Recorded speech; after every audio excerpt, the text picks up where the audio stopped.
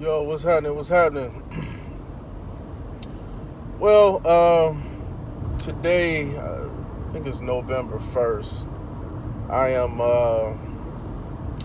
trying to get everything together. My truck is ready. So, a few videos back, I had posted something up about the Peterbilt and Happy Happy Joy Joy. The engine threw a rod in the block. Getting it done. It's done now. They put a new long block in it. Everything except like the injectors, turbo, water pump, cooler, all that stuff. Cooler, water pump, oil pump, stuff like that. Those parts will be used again, but the crankshaft, the pistons, liners, all that, the gaskets, all that stuff will be remanned or new.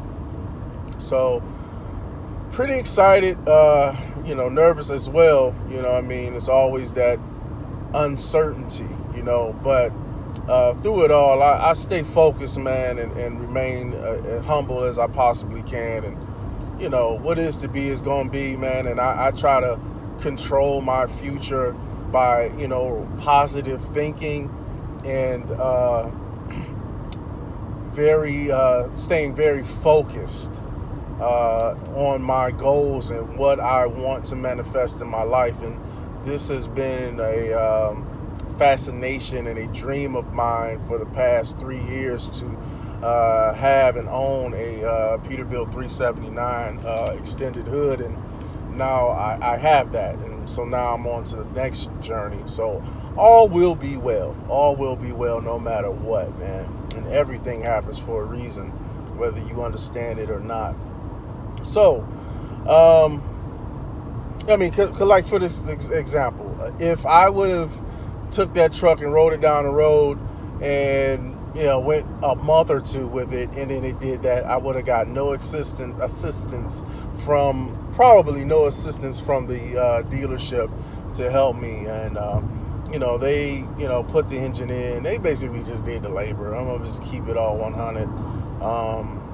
Drop the engine in there, which is no small ordeal. I'm sure that was at least 40 hours of labor. And if you've been in trucking any amount of time, you'll be hard pressed to find a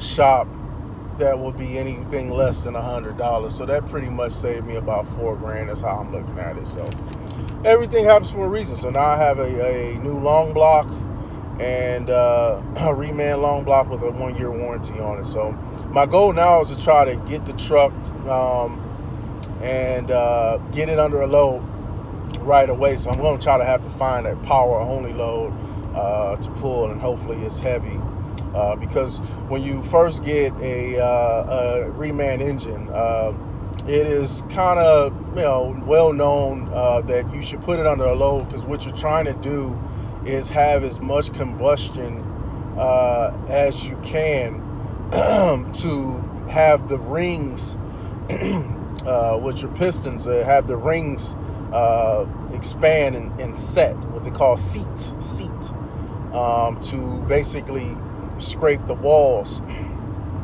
If that doesn't happen and you just go light or bobtailing somewhere for the next 1,000 miles or so, you can get what they call glazing, because the rings have not hit along the wall. So very important to get it under a load, which is a little tidbit information. So if you don't do that, get glazing, then you may have a lot of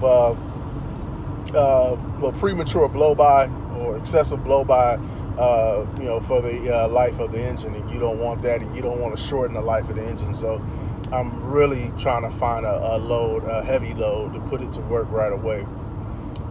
Or I guess you can run the truck kind of hard. If you bobtailing, just keep your foot in it and drive it. And just kind of drive it like you stole it within reason.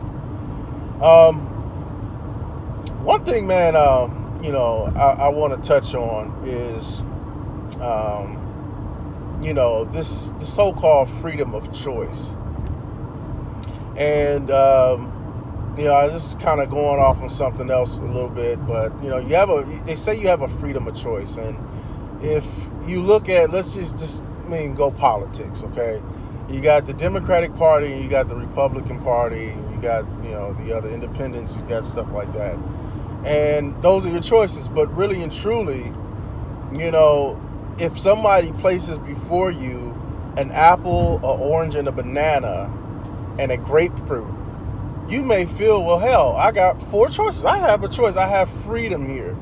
No, but there's much more fruits to be had. What about a mango? What about a pineapple?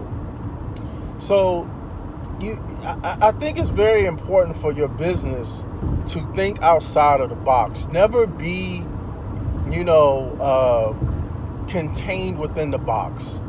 When you go to look at loads and you see the options that you have there, don't just be so fixated on the 15-day average or 30-day average that you may see on a DAT board. Bid over that. You have that option. Bid over that. And when you're looking at loads and things of that nature, think outside the box. There's more to trucking than just what you're seeing. A lot more. I have had my authority for since April 12th of this year. What has been 6 months, right? Going on 7 months. And I have already secured two direct shippers on my own. And I have one that was, gifted from a fellow trucking buddy of mine. So this is how I did it. And I'm probably repeating myself because I'm sure I mentioned this. So how you go about getting a direct shipper. What you want to do is, there's a couple ways, many ways to do it.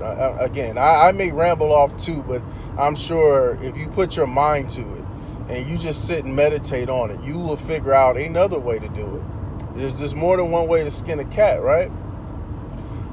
So what I did was I worked and I would run a load, and if I liked it, or which me liking the load was based upon the money. So if I got paid handsomely for it, I would look at where I got it from. And after I was done running the load, with respect to the broker, okay, last thing I want to do is be under the load and say, man, this is sweet. Let me call the shipper directly and ask them, are they taking any owner operators, any carriers directly, right? Because if it backfires and they say, no, you need to talk to John at TQL, then it's kind of like, oh, so John at TQL, so that means he's probably gonna call John and say, hey man, this guy is calling me, like, what the hell? And now you're screwed with TQL. Of course, they can blackball you. Now you done messed up that connect. So you don't want to mess up your connect, right? But what you do is, after you're done delivering the load, then you can kind of make an anonymous call and say, hey, this is Joe Schmo from ABC Trucking. I've ran a couple of your loads before. I really like, your operation seems very smooth, yada, yada, yada. Are you guys taking any carriers direct? I'm trying to have a direct shipper. Now, catch this point. Here is your selling point. He may say yes or no. If he says no, okay, well, I just wanted to know because, hey, and I would make this a part of the spiel off rip. Say, hey, are you guys looking for hiring any carriers or doing any business with carriers? I know that, business is business, so I've ran a few of your loads under brokers, and I got paid $5,000 for the load, but I'm sure you guys paid more for that load. So let's say, you paid maybe $55, let's say. Well, I would have been able to run that load for $52. Okay? So it's a win-win. He's not selling the load. He's getting the load off for less than $55, and you're getting it for more than $5. It's a win-win. And you can break even, say $52.5. We'll split the difference. Okay? This is business savvy. This is what's going to separate you from the rest. Okay? And not to say that I'm all the way there, but I'm just connecting the dots as to how, to make my business more of an asset and get from under the thumb of a broker. I want all of mine, like that FEMA load I ran, they got paid $6,200 on that. I got paid $5,000. Well, I left $1,200 on the table. Okay. So that's how you do it. You can call it backdooring, underbidding, whatever you want to call it, man. Business is business, man. Yes, I say don't underbid, but hey, business is business. I cannot knock a man who stays at home with his mama and he ain't got no bills and he's able to run a load for $1.80, which I won't. I can't knock him for doing that. That's his business. It's your business. It's my business. And we have to make it our business to be successful. We're not out here just for the glory. You're just out here just to ride and look good. That's it. You don't have a family. You don't have, anything you like to do. If you stay in your mama's basement, do you like to travel? Do you like to listen to music? Do you have a decent, nice car? You like a nice car? Or do you want to keep your truck up and running? I mean, you need money, right? So that's how I did it. I ran a load. I liked the load. I might have ran it 1 or 2 times. And then I contacted the shipper directly after I was done running the load. And, I said, hey, what's up? And the couple, obviously, that I got connected to said, yeah, we've been looking to do that. Sounds good. And that's how I did it. And if I can do it, you can do it, right? So, let's be successful out here, man.